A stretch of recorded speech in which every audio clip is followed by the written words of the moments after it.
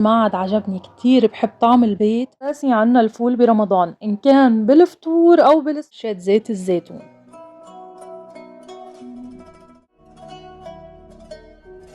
كتير أحيانًا بابقى صاحية من النوم ناسية إني أنقع الفول، وطالع على بالي إنه آكل فول، وأنا ما باحب أشتريه من برّا أبدًا، فهي الطريقة أنا معتمدتها صار لي كذا سنة، وبصراحة عطتني نتيجة كتير كتير حلوة.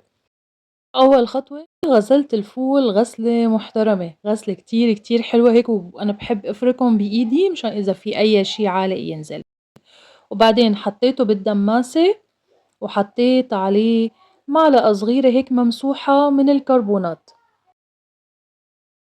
هلّا بلشت بتحضيره قبل الضهر، فيعني يُعتبر على الساعة 16:30 5 رح لاقيه جاهز ومستوي.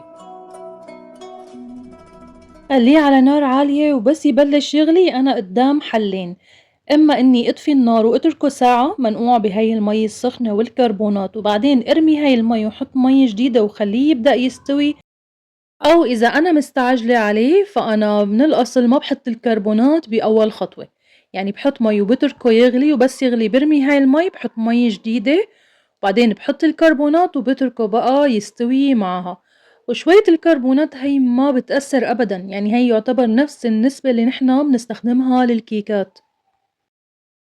هلّأ بعد ما رميت هي المَي وشطفته، رح بلّش حضّر التدميسة تبع الفول. باضيف له ليمونة كاملة بتخلّي لونه فاتح وحلو، وبدي أقول لكم إنه أنتم لمّا بتختاروا من الأصل فول لونه فاتح رح يطلع بالآخر لونه فاتح، يعني مو بس الليمونة اللي هتحافظ على لونه الفاتح، أنا من الأصل مختارة فول لون القشرة تبعه الخارجية فاتحة. ضفت له كمان شوية فول مدشوش بيعطي هيك قوام للمرقة تبع الفول كتير كتير حلو ونكهة طيبة.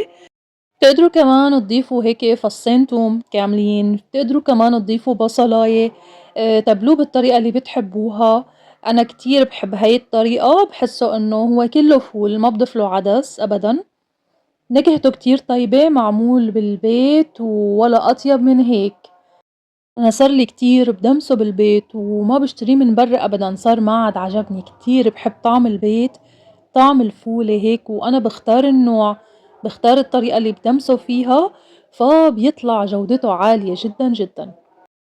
شوفوا لي هيك كيف شكله ما أحلاه، لونه حلو، نكهة المرقة حلوة متبلة بالطماطم وفيها عصرة الليمون، فيكن كمان تحطوا رشة كمون كمان بالمرقة بتعطيه نكهة كتير طيبة. تابلوه بالطريقة اللي أنتم بتحبوها، طبعًا أساسي عندنا الفول برمضان إن كان بالفطور أو بالسحور، فلازم الدماسة عندي طول رمضان تبقى مليانة، وما شاء الله بيبقى رمضان شهر الخير.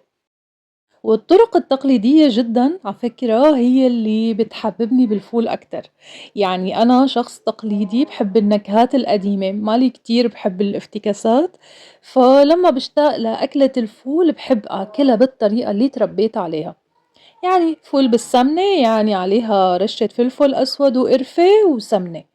والكمون طبعًا أساسي لكل الأنواع والنكهات، بس برمضان بفضّل لو أنا حآكله بالسمنة ما باقدح السمنة باضيفها بس بطبق الفول هيك معلقة صغيرة بتعطيه نكهة كتير كتير طيبة والفول سخن.